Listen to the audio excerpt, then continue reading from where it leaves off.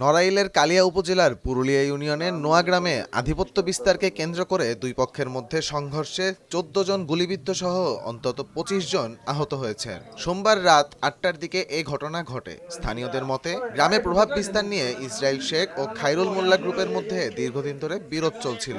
এরই জের ধরে সোমবার রাতে উত্তেজনা চরমে পৌঁছে দুই পক্ষ সংঘর্ষে জড়িয়ে পড়ে।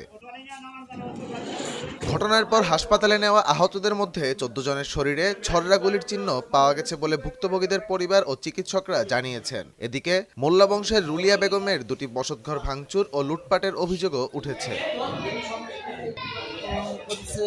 মধ্যপাড়ার মনিরুল, আপনার এই যে ইসরাইল, এই যে নাম তো কি, এই যে নাসির, তারপরে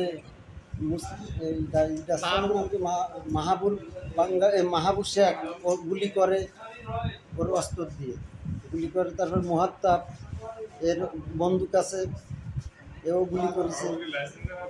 হ্যাঁ, লাইসেন্স। অতর্কিত গুলি বর্ষণ করে, গাড়ি প্রেক্ষিতে আমাদের বাড়ির নিকটে সে গুলি বর্ষণ করে। আমাদের লোকজন পরবর্তীতে জীবনের মায়া ত্যাগ করে বেরোয় পড়ে।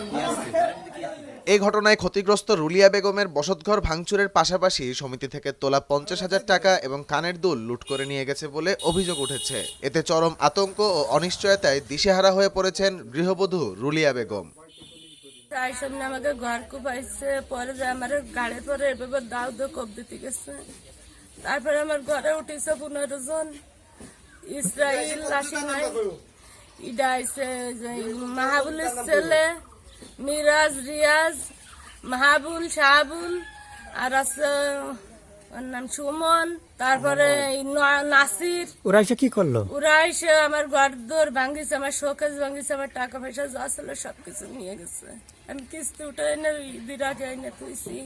আমার ব্যানের ব্যাটা দিল তবে সেই টাকা কত টাকা? ৫০,০০০ টাকা। তারপরে আমার একজনে কানের তো ছিল, তাও নিয়ে গেছে। এদিকে ইসরাইল শেখ পক্ষের অভিযোগ, শনিবার ঈদের দিন এলাকায় কোরবানির গরুর মাংসের ভাগ না দেওয়াকে কেন্দ্র করে বিরোধের সূত্রপাত হয়। খাইরুল মোল্লা পক্ষের একজনকে মাংস না দেওয়ায় ক্ষুব্ধ হয়ে প্রতিপক্ষরা ইসরাইল শেখদের লোকজনের উপর চড়াও হয়। এতে দ্রুতই দুই পক্ষের মধ্যে উত্তেজনা ছড়িয়ে পড়ে এবং সংঘর্ষে রূপ নেয়। এই ঘটনায় আহত হয়েছেন মাহবুব মোল্লা, রমজান মোল্লা, নাহিদ মোল্লা, টুটুল মোল্লা, শহীদুল মোল্লা, রাজা মোল্লা, তামিম মোল্লা, মিন্টু মোল্লা ও আজানুর শেখ সহ অত্যন্ত ২৫ জন। তাদের দাবি, প্রতিপক্ষের হামলায় মোল্লা বংশের কয়েকজন গুলিবিদ্ধ হয়েছেন। কালিয়ার নোয়াগ্রাম থেকে আগত মোট ১৪ জন রোগী এসেছে।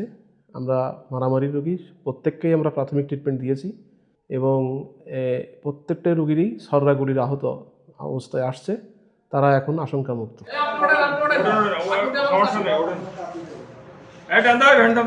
আহমদ জামিল হক, নয়া দিগন্ত।